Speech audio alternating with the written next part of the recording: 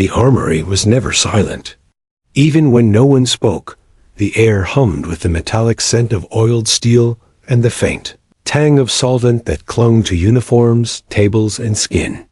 Rifles rested in long, dark rows, their barrels catching dim shafts of sunlight through narrow windows.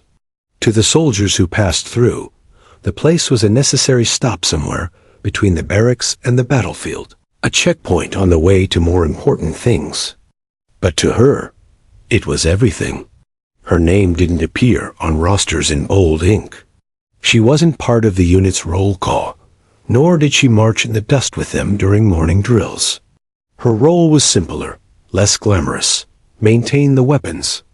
Keep them functional. Keep them ready. Most days, she was the invisible pair of hands behind the tools.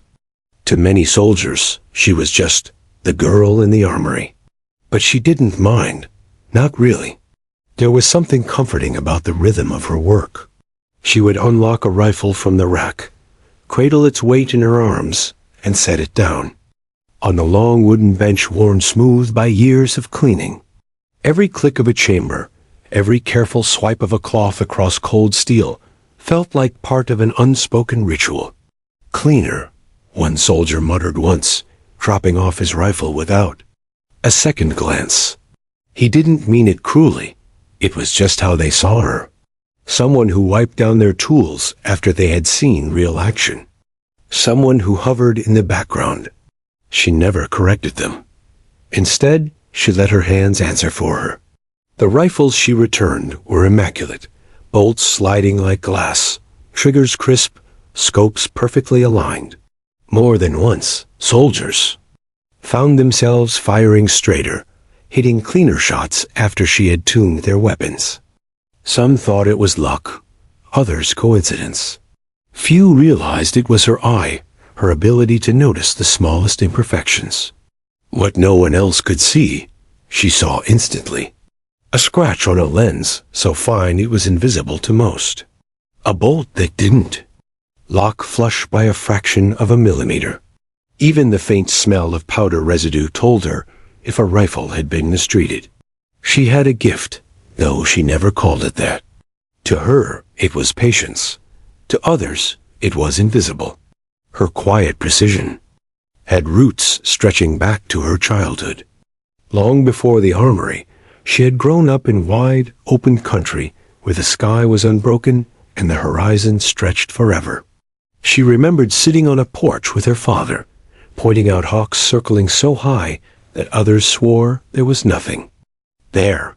She remembered tracing constellations while her siblings struggled to find even the brightest stars. "You've got hunter's eyes," her father once told her, but she wasn't a hunter. She was a watcher. That same watcher's instinct followed her into adulthood. While others rushed through tasks, she slowed down. While soldiers slammed magazines into rifles and checked chambers with hurried hands, she lingered over details. And it was in those details that she found her place. The armory became her sanctuary.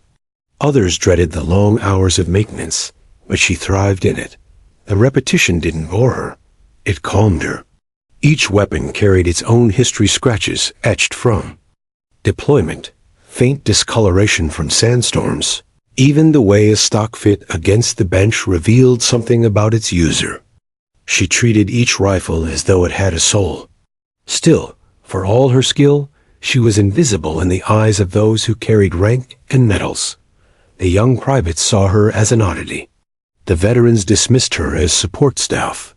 Officers rarely noticed her at all. She had no patches, no stripes, no stories of combat.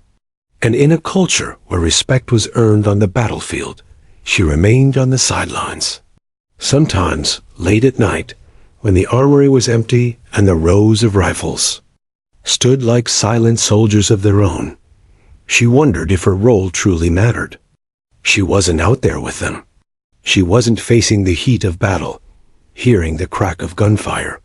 She was the one who prepared the tools, never the one to use them. And yet, she couldn't shake the pull she felt every time she looked through a scope while calibrating. The crosshairs settled into her vision like second nature, aligning perfectly without effort. Her hands adjusted turrets as if they belonged there. She didn't fire, but the temptation lingered. What would it feel like to test her skill, to see if her patience and precision extended beyond the bench? She pushed the thought away. That wasn't her place. One afternoon, she was cleaning a .50 caliber sniper rifle, its long barrel heavy against the bench. She noticed the scope was slightly off, not enough for the average soldier to detect, but enough to matter at distance. Without tools, she adjusted it by instinct, spinning the dial with gentle clicks. You know, that's a 2-minute adjustment. Right? A voice cut in. She turned. Standing in the doorway was a man she recognized instantly. He wasn't just any soldier. He was one of the Special Forces snipers, the kind whose reputation echoed even in the armory. He carried himself with the relaxed confidence of someone who had been tested in fire. His eyes narrowed at the sight of her working the rifle. Yes, she replied evenly. The zero was drifting. He raised a brow. And you caught that how? Didn't see you using tools. Didn't need them, she said, sliding the scope back into place. You can see it if you know what to look for. He chuckled, not unkindly, but with a trace of arrogance. What are you, some kind of ballistics wizard? She shook her head. Just patient. He leaned against the doorframe, studying her with a mix of curiosity and skepticism. Most people ignored her. He didn't, but neither did he believe what he was seeing. Tell me, he said finally, how would you adjust this thing for wind at, say, 2,000 meters? She didn't hesitate. She rattled off numbers: drift, elevation, humidity, mirage. He blinked, caught off guard by the speed and accuracy. You read that somewhere? He asked. No, she answered simply. I see it. For the first time, his smirk faltered. He studied her quietly, and she felt his gaze weigh heavier than any rifle she had ever lifted. She didn't know it then, but that moment, a moment when the Special Forces sniper realized the quiet armory girl saw the world differently, was the spark that would change everything. Until then, she had been invisible. Until then, she had been just the cleaner. But destiny was shifting, and the rifles she cared for so patiently were about to place her in the crosshairs of history. The desert range stretched endlessly before her, a blur of sand, heat, and shimmering mirages. Most people saw chaos in the waves of distortion that rose from the earth. She saw patterns. To her, the horizon wasn't a void. It was a living map, every shimmer carrying meaning. Her eye had always been different. As a child, she remembered staring at the tree line behind her family's farmhouse. Her siblings would complain when she pointed to a hawk perched almost invisibly in the branches. There's nothing there, they would insist. But minutes later, the bird would take flight, proving her right. At night, lying on the porch with her father, she would trace stars across the heavens. Others needed charts to find Orion or Cassiopeia. She saw them instantly, like familiar faces in a crowd.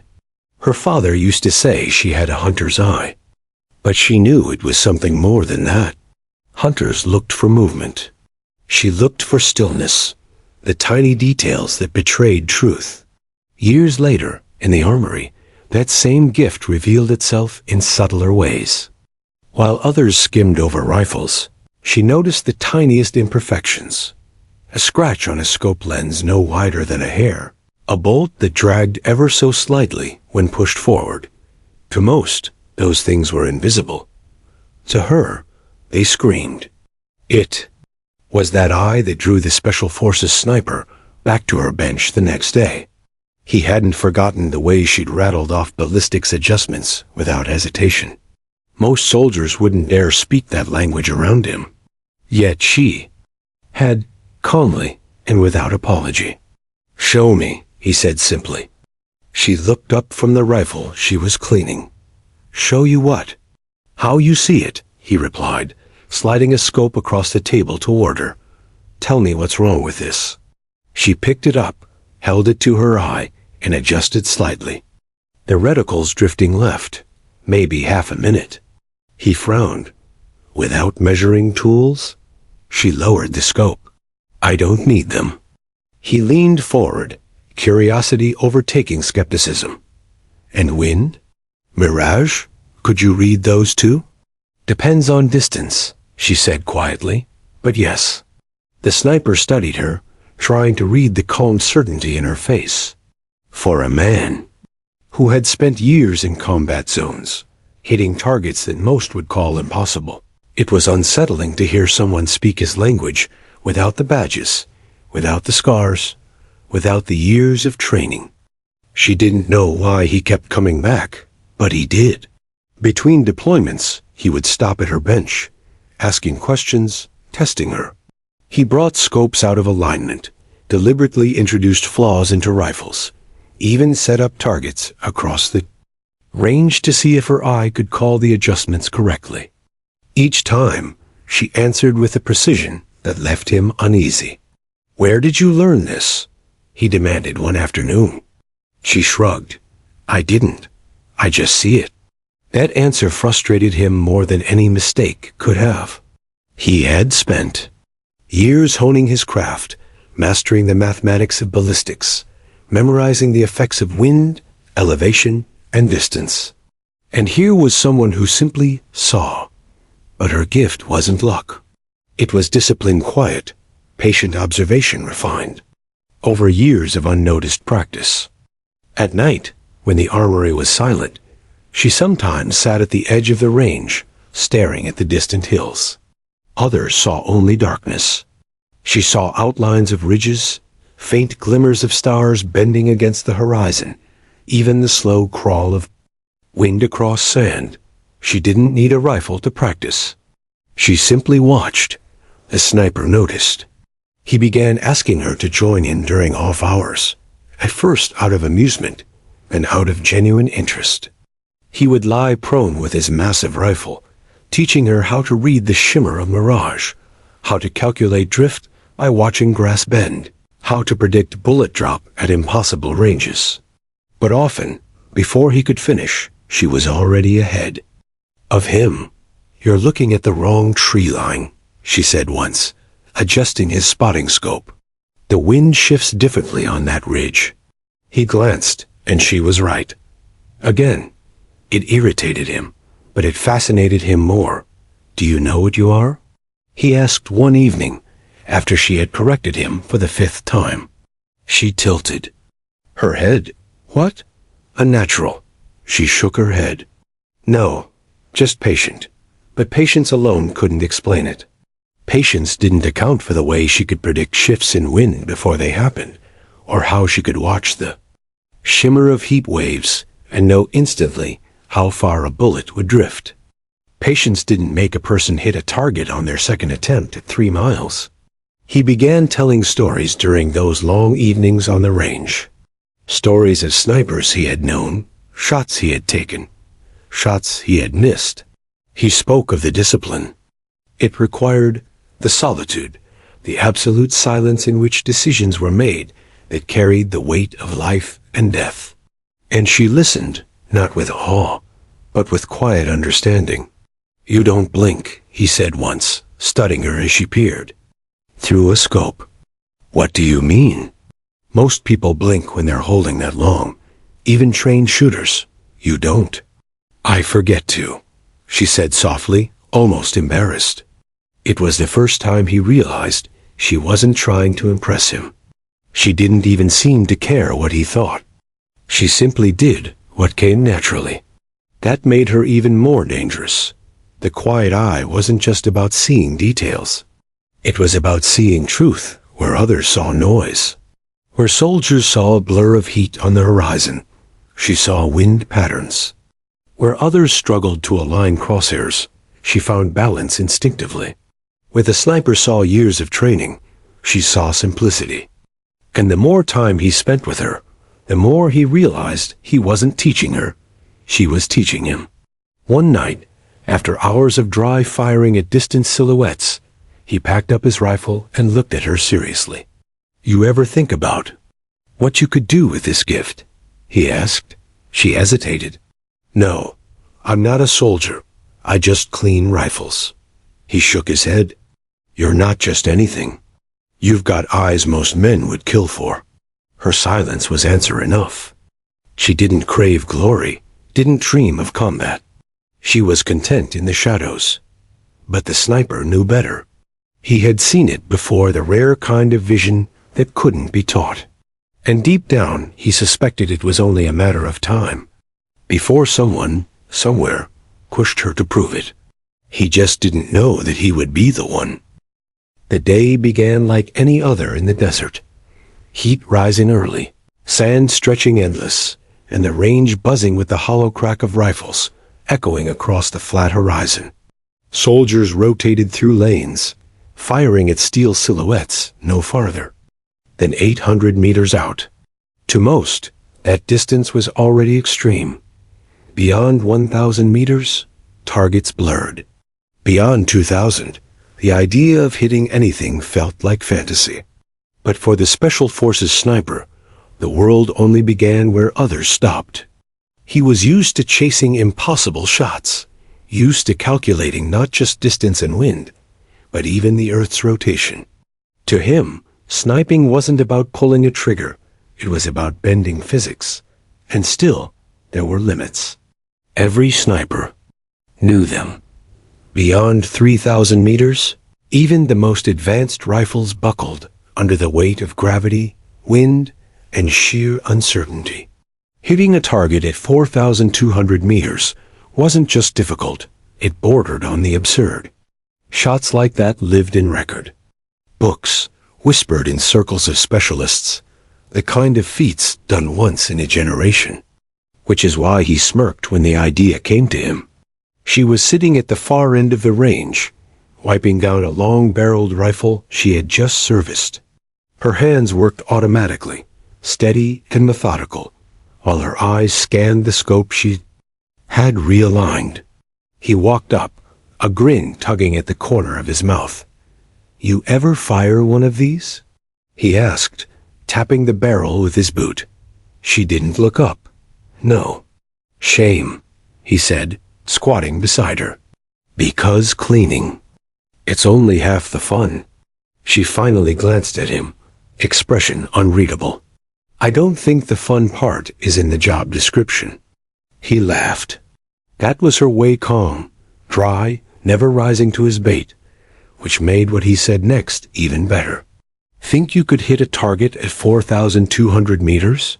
The words hung between them like a dare. He expected her to scoff, to shake her head, to laugh at the impossibility. But she didn't. Instead, she studied him with those steady eyes, then turned back to the rifle. "If the math is right," she said quietly, "why not?" A casual certainty in her voice made him pause.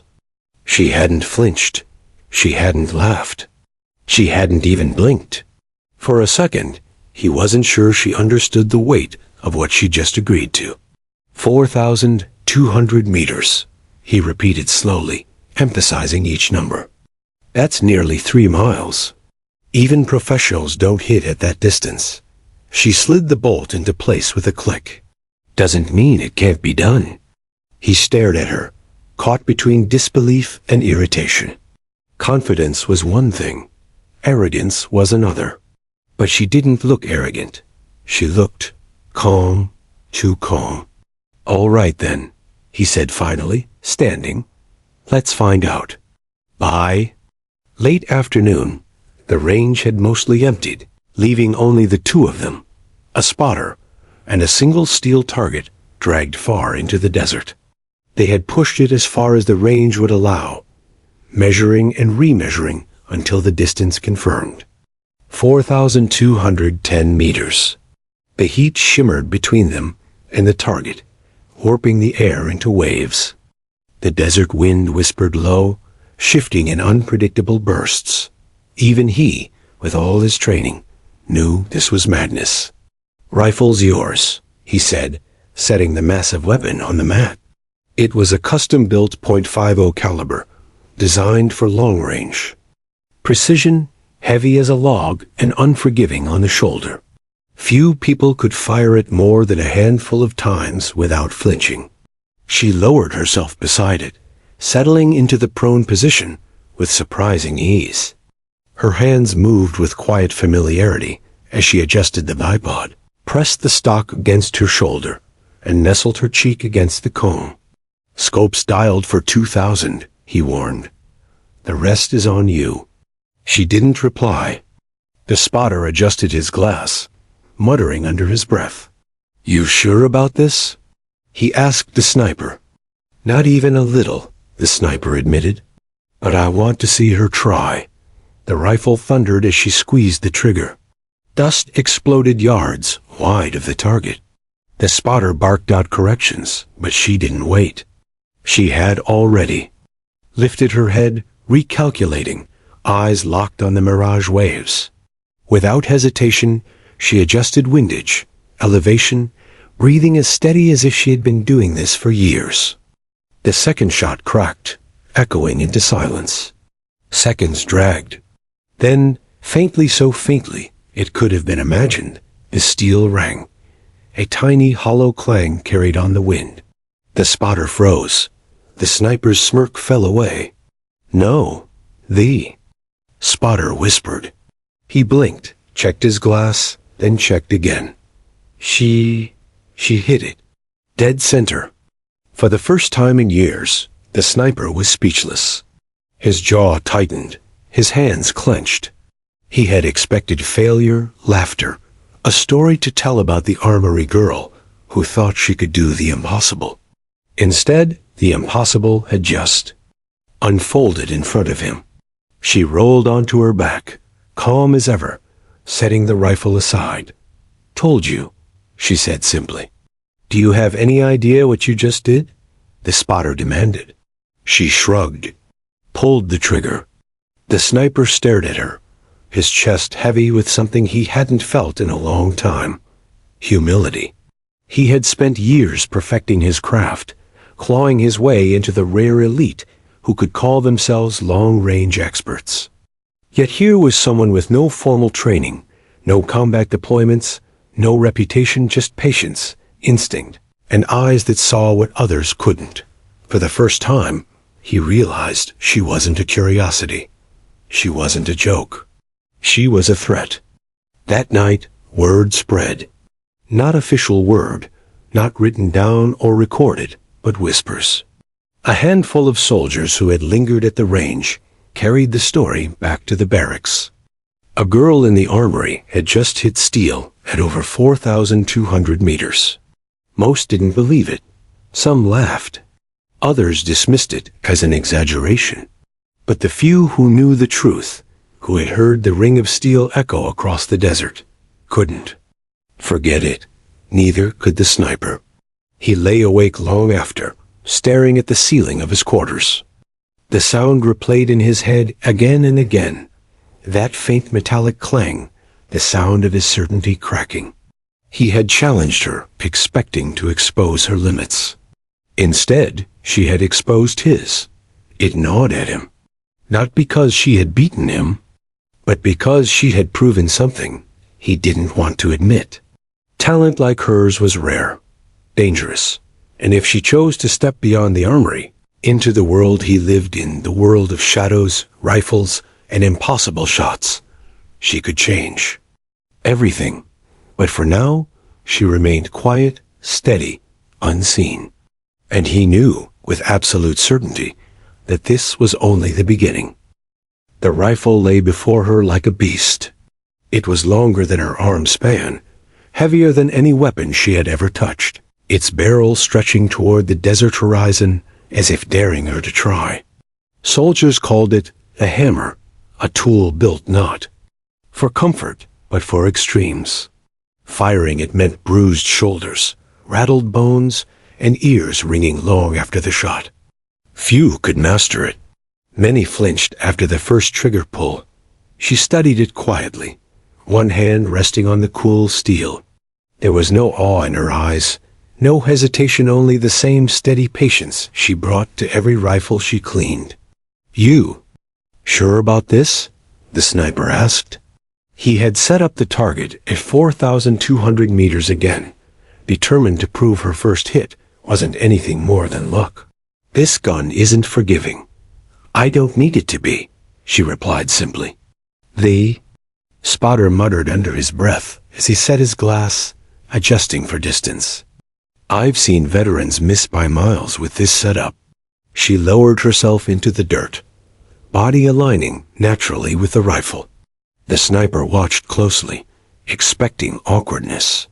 But her movements were smooth, spreading her elbows for stability, adjusting the bipod, settling the stock firmly against her shoulder. She closed her eyes for a moment, steadying her breathing, then leaned into the scope. Through the glass, the desert stretched endless and cruel. Heat shimmered off the sand, waves of mirage bending the air into liquid. The steel target, no bigger than a dinner plate from this distance, looked impossibly small. She adjusted the elevation turret with deliberate clicks. Winds shifting left, quarter value at this distance. The sniper blinked. She had spoken as though she were reading a manual, yet no one had told her. "You ready?" he asked, masking his unease. Her finger brushed the trigger. Her breathing slowed, her heartbeat a drum she could almost hear in her ears. The rifle thundered. The recoil slammed into her shoulder like a sledgehammer, the muzzle kicking up dust. She held her position, riding the shock, eyes never leaving the scope. Dust exploded wide of the target. A clean miss. The spotter snorted. "Told you." But she didn't flinch, didn't even blink. Her hands moved calmly over the rifle, adjusting, correcting. "Winds stronger past the ridge," she said softly. "Need another mill."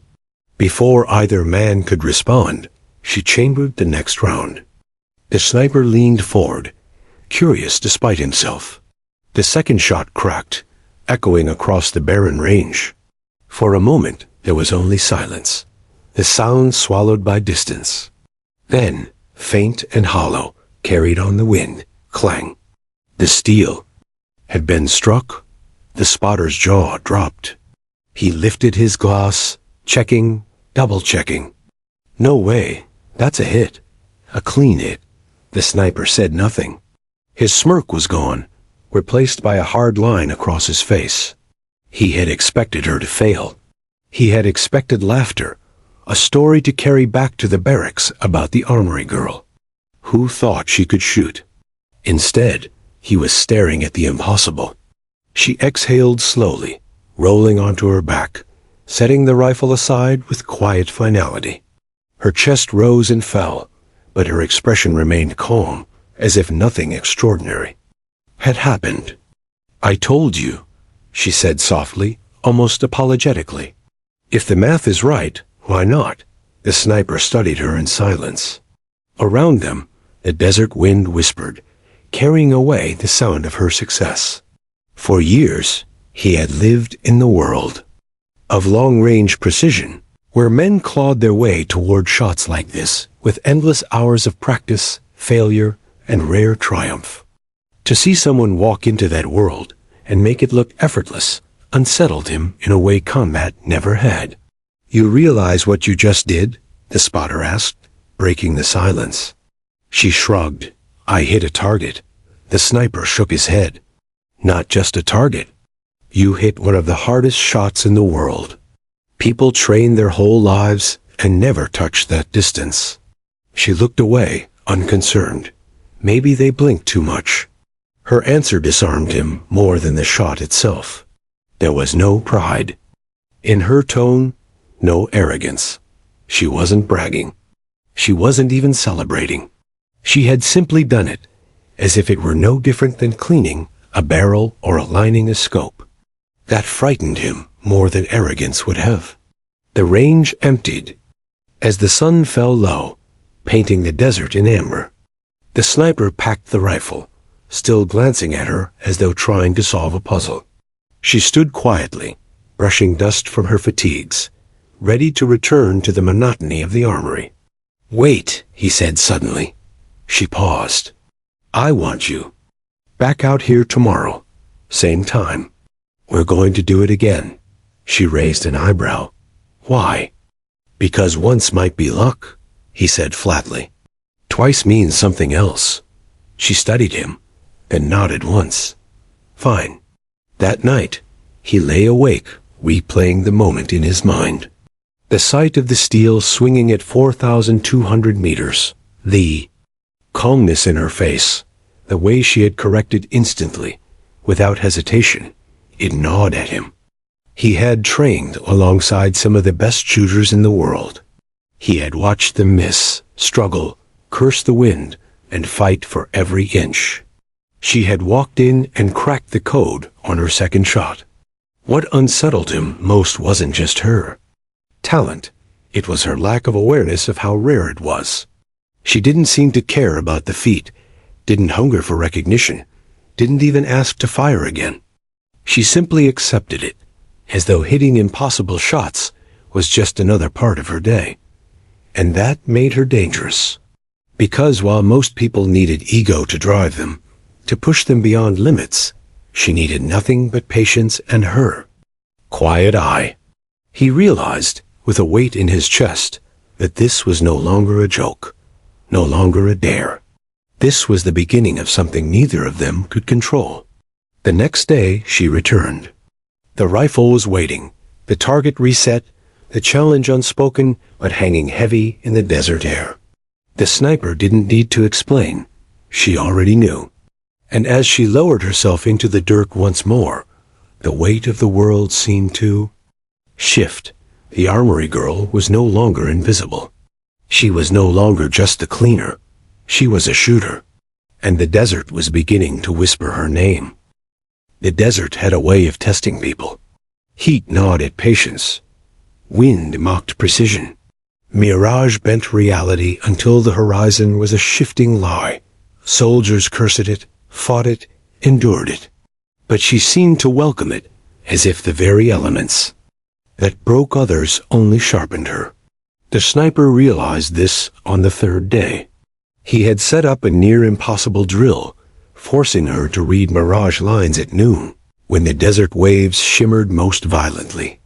He expected her to fail, to finally admit there were limits. Instead, she leaned into the spotting scope, her face calm, her eye tracing the invisible currents. Winds rolling left, half value at the ridgeline, full by the scrub brush past 1,000, she said without hesitation. He checked, adjusting his own glass, and cursed under his breath. She was right. Again, you don't even think about it, do you? He asked. She lowered her eye. I don't think, she said simply. I just see. That answer haunted him. He had spent years learning to see what she saw instinctively. Yet here she was, bypassing the struggle entirely. So he made a decision. If she was going to exist in his world, then she would learn it properly. No more chance shots. No more instinct alone. He would forge her into something sharper. The training began before sunrise. While others still slept in their bunks, he brought her out into the desert with nothing but a rifle, a notebook, and a pair of scopes. Lesson 1, he said, kneeling in the dust. A sniper's weapon isn't the rifle. It's information. If you can't read the world, you can't hit anything. He pointed toward the horizon. Tell me what you see. At first, she listed details. Shifting wind, the angle of the sun, the movement of heat waves. He pushed harder. Not enough. Break it down. Give me numbers, not feelings. So she learned. Not just to see, but to translate vision into data. Wind in meters per second, drop in mils, corrections in clicks. She filled notebooks with figures, not because she needed them.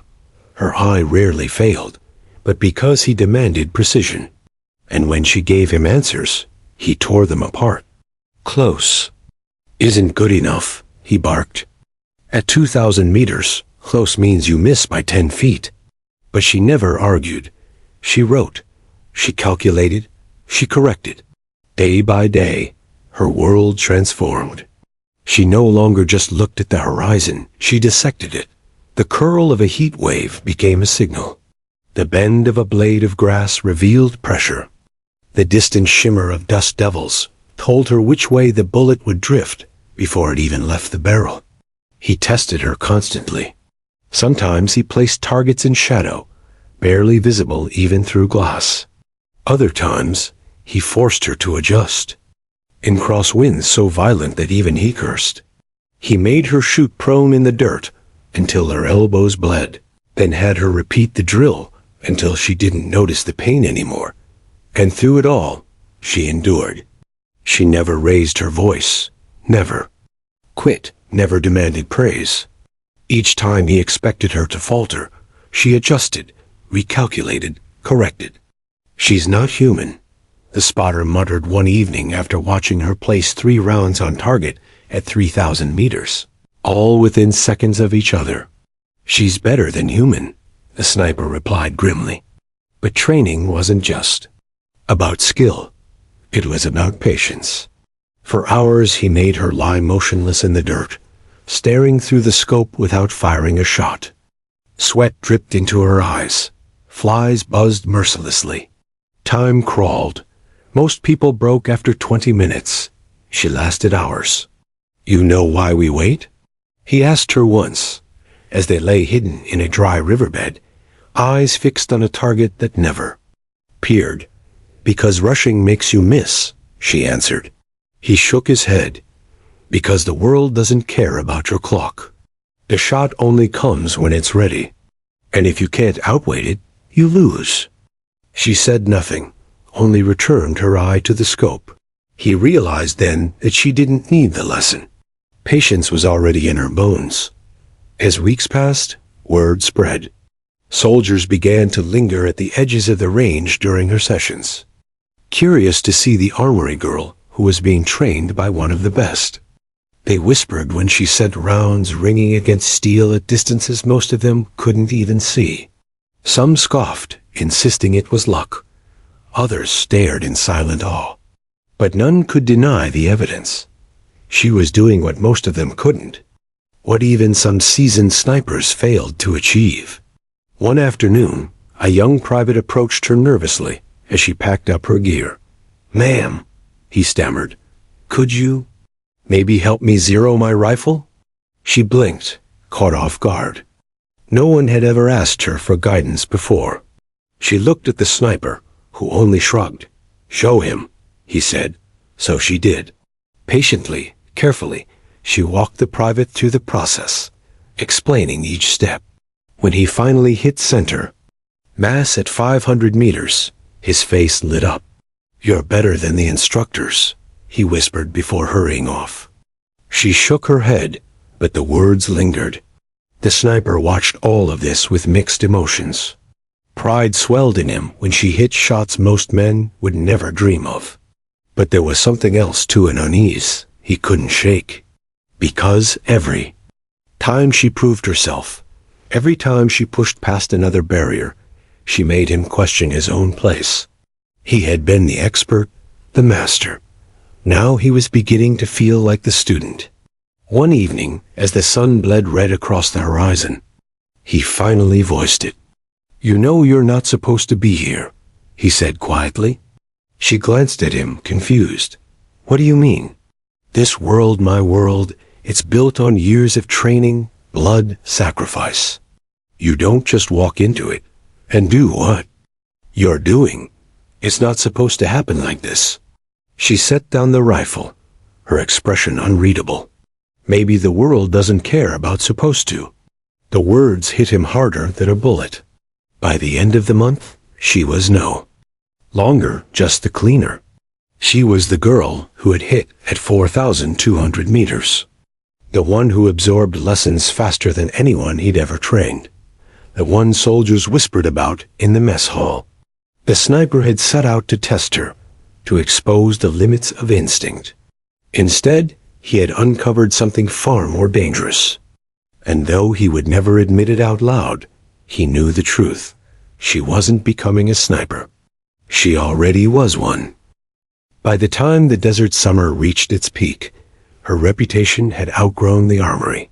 Soldiers spoke of her in hushed voices, like a legend walking in plain sight. Some came just to watch her train. Others doubted, insisting it was all exaggerated. Stories. But the whispers reached higher. Command wanted proof. So one morning, as the horizon glowed pale gold, the sniper received an order he couldn't refuse. "They want to see her shoot," he told her, jaw tight. She raised an eyebrow. "Who?" "Command officers. People who think stories are just stories." He looked away. "They want records broken." She didn't flinch. "Then let's break them." The range was set farther than most had ever seen. Targets were pushed out to distances that mocked belief. 4,500 meters, 4,800, and finally, an almost mythical 5,000 meters. At that length, bullets became whispers, more theory than certainty. Even the best shooters in history rarely touched such marks, and when they did, it was under perfect conditions, with weeks of preparation. Today, she would be expected to do it on command. Officers gathered under a canopy, binoculars in hand, murmuring among themselves. Regular soldiers clustered at the sidelines, their faces eager. The sniper stood at her side, silent, the weight of expectation heavier on him than on her. She lay prone in the dust, rifle stretched before her like a living creature. The spotter called wind, his voice taut with disbelief. Mirage twisted the horizon, heat waves turning steel into a ghost. Target at 4,500, painted white, center of the ridge, the sniper said. "No one will blame you if you miss. This is—" He stopped, searching for words. "This is near impossible." She settled into the stock, her breathing slow, her body a statue. "If the math is right, why not?" He almost smiled. The same words she had spoken the day of her first hit. The first shot cracked across the desert. Dust leapt wide of the target, the bullet pulled cruelly by a crosswind. The officers exchanged glances. The spotter muttered, "Told you, too far." But she was already adjusting. Winds curling past the ridge. "Need half mil more." Second shot. Dust closer. Third shot. Closer still. And on the fourth, a hollow clang echoed faintly across the valley. The target swung. Silence fell. The officers froze, binoculars pressed tight against their eyes. The soldiers erupted in whispers. The sniper exhaled shakily. She hit it. The spotter swore under his breath. But she only blinked, calm as ever. Next target? At 4,800 meters, the air became crueler. Wind shifted without warning. Mirage boiled like water on glass. Shots curved, dropping unpredictably, vanishing. Into sand. She missed again and again, each round swallowed by the desert. The officers began to murmur, some smirking, convinced the earlier shot had been luck. The sniper felt his stomach twist. He had dragged her into this, forced her into the spotlight. And now the myth would crumble. But then, after a dozen misses, she spoke softly. "Wind's not steady." "It's breathing." He blinked. "What?" "Like a lung. Inhale, exhale. It shifts in rhythm. Watch." He lifted his glass, skeptical, then froze. She was right. The gusts weren't random. They pulsed like the tide, rising and falling. In an unseen pattern. She waited, patient as stone, her finger on the trigger. When the wind exhaled, she fired. The steel rang. Gasps rippled through the crowd. The sniper closed his eyes, shaken. He would never have seen it, not in time. But she had. Finally came the monster. 5,000 meters. A shot so far it mocked reason. Bullets at that distance were at the mercy of physics itself, gravity, wind drift, the Earth's very rotation. Even the rifle groaned under the strain of the attempt. The officers leaned forward, eager. If she failed, she would still be remarkable. But if she succeeded, she aligned, breathed, waited. Her mentor crouched beside her, his throat dry. He wanted to stop her, to shield her from the crushing weight of history. But something in her stillness silenced him. The first round cracked. Dust erupted low. The second veered wide. The third vanished. The murmurs began again, the disbelief thick. But she didn't waver. She studied the horizon with eyes that seemed to pierce mirage and distance alike. Then she whispered, almost, to herself, "The earth is turning." The sniper frowned. "What?" "Coriolis. At this range, it matters." He felt his chest tighten. She wasn't guessing. She was solving. She adjusted, minute clicks on the turret, corrections so fine they were nearly invisible. Then she waited, listening to the desert's rhythm, the breathing of the wind. When silence fell between gusts, she squeezed. The bullet sailed, seconds dragging into eternity. Then faint, hollow, undeniable clang. The steel at 5,000 meters swung. The range erupted. Soldiers shouted. Even the officers, usually stone-faced, gaped in disbelief. The sniper stared through the glass, his hands trembling. He had spent a lifetime chasing distance, clawing for perfection, pushing beyond limits.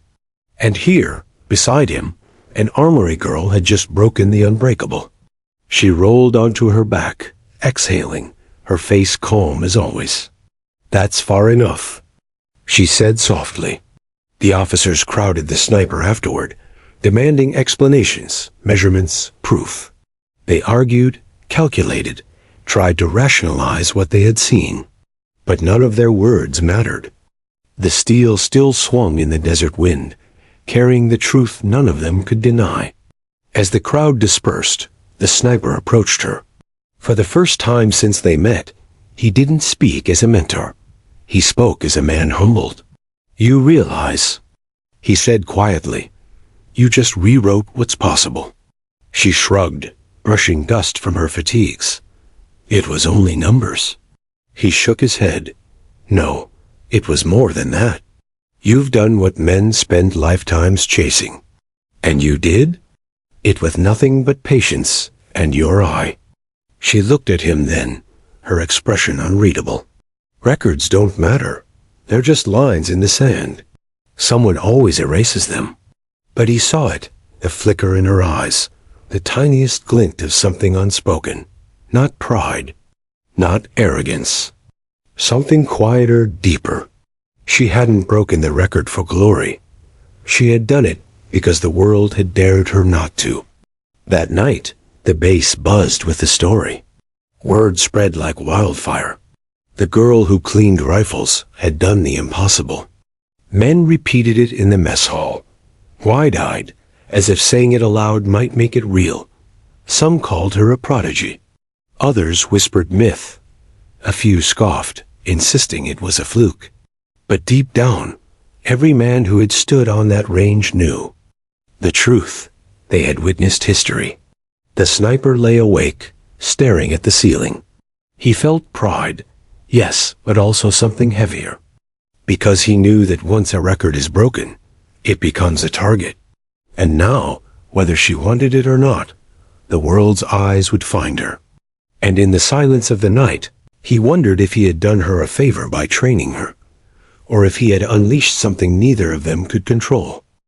War doesn't wait for legends to be ready.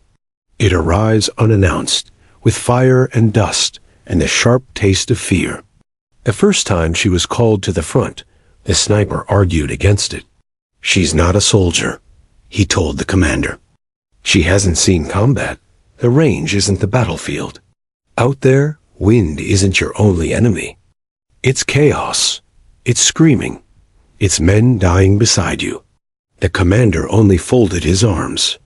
"We don't have the luxury of choice. Enemy snipers are pinning our men at 2 clicks. We need someone who can see farther." You trained her. She goes. And that was that. The desert outpost was under siege when they arrived. Gunfire cracked from hidden ridges. Dust clouds churned where bullets struck. Soldiers huddled behind crumbling walls, pinned by an unseen enemy. She stepped from the vehicle with the same calm as if entering a firing range. The sniper, beside her, felt sweat sting his eyes. For him, the battlefield had always carried the same taste iron and inevitability. But when he looked at her, he saw no fear, only focus. "Where's the shooter?" she asked. "Ridge line, 2,000 meters, the spotter said, scanning. Through glass. High ground, perfect cover. He's killed 3 already. He owns this field." She lay prone in the dirt, rifle sliding into place like an extension of her body. Bullets hissed overhead, kicking sand around them. A young private whimpered nearby, clutching his helmet. She didn't flinch. "Find him for me," she said. The spotter hesitated and locked onto a shimmer of glass in the rocks. "Got him.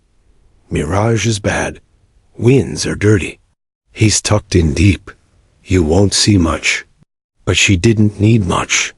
Through her scope, the world shrank into silence. The chaos of gunfire dimmed. The shouting faded. It was only her, the desert, and the faint gleam of an enemy scope, half hidden by stone. She read the wind, saw the mirage dancing, calculated, without thought. Then she waited, patient as stone. The sniper watched, his heart hammering. He had taken hundreds of shots in combat, but never like this. Never with so much riding on a single trigger pull. The breath of wind eased. The rhythm she always spoke of, the inhale, the exhale, slipped into place. She squeezed. A crack, a pause, and a puff of dust. A body slumped from the rocks. Silence fell over the outpost. The enemy fire stopped as if cut by a knife. The men stared. Some shouted in triumph. Others whispered. The legend had just become real. But war never stops with one shot. Days later, they moved with the patrol along a narrow valley. The air was too still, too quiet. The sniper's instincts screamed warning, but before he could speak, the ambush began. Gunfire rained from the cliffs. Men dropped. Radios crackled with panic. The squad dove for cover, trapped in the open, pinned, outnumbered, exposed. Sniper crawled to her side, dust filling his lungs. "We're boxed in. We'll never push through." She studied the cliffs through her glass, calm amid the storm. Not if they're blind. He realized what she meant. Enemy spotters. Gunners. Perched high above, directing fire. If she could cut their eyes out, the ambush might collapse. "Targets?" she asked. The spotter rattled off positions, desperation in his voice. "North face, 1,600. West ridge, 1,900. Another at 2,100. She didn't wait. Crack, one down. Crack, another slumped. Each shot was deliberate, surgical. The rhythm of her breathing cinched with the rhythm of death. She didn't rush, didn't flinch. She carved the battlefield into silence, one hostile eye at a time. Within minutes, the ambush faltered. Enemy. Fire thinned, then broke entirely. The squad surged forward, rallying, their survival written in her precision. When the dust cleared, the men looked at her with awe that bordered on reverence. The sniper, chest heaving, stared at her not as a student, but as something else entirely, something beyond even his years of experience. That night, by the glow of a lantern in the outpost, he confronted her. "You were steady out there," he said quietly. "Steadier than me, the first time I was under fire." She shrugged, sipping from a canteen. "Chaos doesn't matter if you don't let it in." He frowned. "It should matter. Fear is what keeps us alive." She looked at him then, her eyes dark and unreadable. "Or it keeps you from seeing." The words unsettled him. He knew fear sharpened instincts, but in her, there was something else. Not recklessness, clarity. As if fear had no place in her mind at all. Her legend grew with every mission. At distances where others fired volleys and prayed, she fired once. And ended fights. Convoys were saved, patrols rescued, lives spared, all because she could see what others could not. But with each success, the sniper's unease deepened. Because the battlefield doesn't reward miracles for long. It punishes them. And he knew it was only a matter of time before someone on the other side heard the stories. Before someone came. Hunting her, it happened at dawn. Their unit was escorting supply trucks across open ground when the first shot came. It struck a truck tire dead center, flipping the vehicle into the sand. Soldiers dove for cover, but the sniper knew at once. This was no random ambush. This was a sniper's duel. He crawled beside her, his pulse hammering. "They know who you are," he whispered. "This isn't just an attack. This is a challenge." She settled into her rifle, scanning the horizon. Nothing but heat waves. Nothing but mirage. Then there, a flicker, impossibly distant. A rival glass, just for a heartbeat. She exhaled slowly. The battle of patience began. Minutes stretched into hours. Neither side moved, neither fired. Each waited for the other to break silence. Soldiers around them whispered nervously, their lives caught in the stillness of a duel they couldn't see. The sniper wiped sweat from his brow. He knew this game. He had played it before, but never at this range. Never against an enemy this disciplined. "She's watching you," he murmured, "waiting for you to flinch." "I don't flinch," she said softly. And she didn't. At last, the desert wind shifted, just enough to betray the rival's position. A sliver of light glinted off a hidden scope. She squeezed. The crack rolled across the valley. Seconds later, a faint puff of dust marked the fall of a rival who had waited too long. The soldiers erupted in cheers, relief washing over them like rain. The convoy rolled forward again, saved. But the sniper didn't cheer. He only stared at her, realization heavy in his chest. Because she hadn't just matched a rival sniper. She had outweighted them, outhought them, outsaw them. And in that moment, he understood. She wasn't just surviving war. She was mastering it. That night, the base commander called her into the operations tent. Officers gathered, maps spread, voices hushed. They didn't treat her as a soldier anymore. They treated her as a weapon. The sniper watched from the doorway, unease twisting. Deeper, she had entered war as an anomaly. Now she was being written into its very machinery. And he couldn't shake the fear that soon the war wouldn't just test her, it would consume her. The desert was silent the morning she made the shot. Not the restless silence of waiting, but a heavy stillness, as though the world itself had paused to see what would happen. The outpost had reported enemy activity at extreme range so distant that drones blurred and satellites struggled. A single fortified position overlooked a valley where convoys had to pass. No one else could reach it, not even her mentor. The range was too great, the angle too steep. But when she studied the map, her expression didn't waver. 4,200 meters, the commander said, almost scoffing. That's impossible. The sniper stood in the corner, arms crossed, his jaw tight. He didn't say it was impossible. He only knew that if anyone could try, it was her.